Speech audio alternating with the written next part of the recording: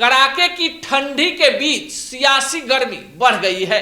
बिहार से राज्यसभा के 5 seat vacant हो रहे हैं और आपको इस खबर में हम बताएंगे कि इन 5 सीटों के लिए इस बार बिहार से कौन कौन से नाम फाइनल हो गए हैं।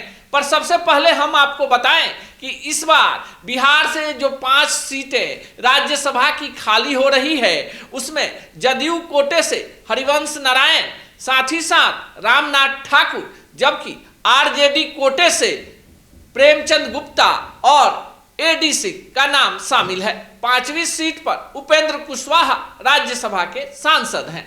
अब आपको बताएं कि 243 सदस्यीय बिहार विधानसभा में राज्यसभा के 1 सीटों के लिए 41 वोटों की जरूरत पड़ती है और ऐसे में जदयू कोटे से हरिवंश और रामनाथ ठाकुर का फिर से राज्यसभा जाना फाइनल है, क्योंकि प्रभात खबर के समूह संपादक रहे और अपने तीसरे कार्यकाल में प्रवेश की तैयारी में लगे हरिवंश नारायण जो हैं, हरिवंश सिंह हैं और बलिया के रहने वाले हैं, वो वर्तमान में राज्यसभा के उपसभापति हैं और ऐसे में हरिवंश नारायण उर्फ हरिवंश सिंह का राज्यसभा जाना फाइनल है।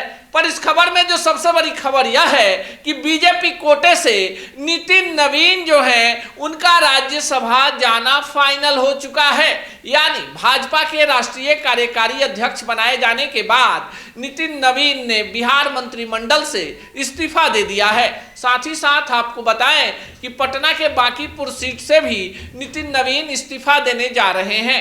राष्ट्रीय राजनीति में एंट्री कर चुके बिहार के नितिन नवीन को बिहार कोटे से राज्यसभा भेजा जाएगा, इस बात की पुष्टि हो चुकी है। बीजेपी कोटे से दूसरी राज्यसभा की सीट पर भोजपुरी के पावर स्टार पवन सिंह की एंट्री भी फाइनल हो गई है।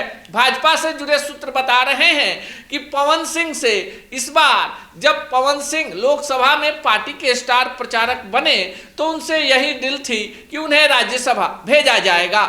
ऐसे में अब 1 सीट बच जाती है और इस सीट पर 2 बड़े दावेदार हैं, उपेंद्र कुशवाहा और रीना पासवान। ठहर जाइए, रीना पासवान स्वर्गीय रामविलास पासवान की पत्नी हैं और चिराग पासवान की मां हैं। ऐसे में 5वीं सीट के लिए 41 वोटों की जरूरत होगी जो एनडीए के पास नहीं है। ऐसे में क्या चिराग पासवान जोड़ तोड़ गठजोड़ करके 5वीं सीट निकाल पाएंगे? फिर उपेंद्र कुशवाहा का क्या होगा?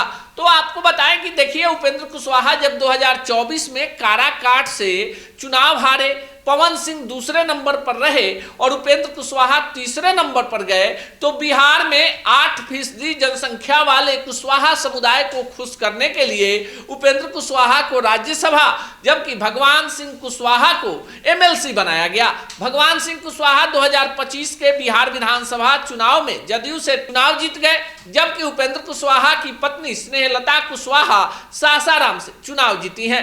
उपेंद्र कुशवाहा के बेटे को बिना किसी सदन के सदस्य रहे बिहार मंत्रिमंडल में शामिल किया गया है। ऐसे में उपेंद्र कुशवाहा के बेटे को एमएलसी बनाया जाएगा, इसमें कोई किंतु परंतु नहीं है। पर उपेंद्र कुशवाहा का क्या होगा, अभी उन पर संशय है। जो बड़ी खबर है कि इन 5 सीटों के लिए 4 नाम फाइनल हो चुके हैं।